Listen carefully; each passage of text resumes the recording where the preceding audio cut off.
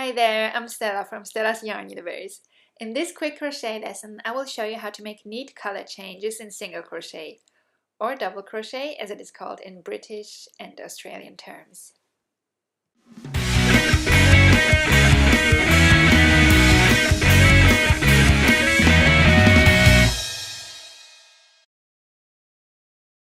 First, we wrap the yarn color we want to change to around our middle finger.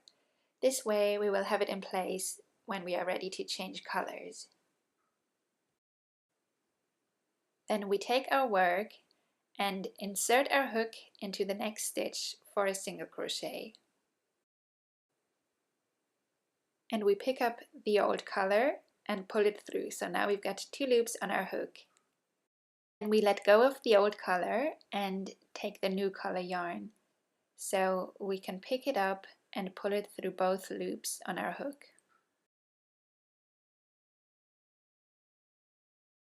Then we go ahead and single crochet the next stitch in the new color.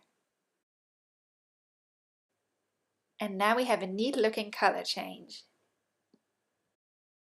I hope you found this little lesson helpful. Let me know in the comments if you have any questions.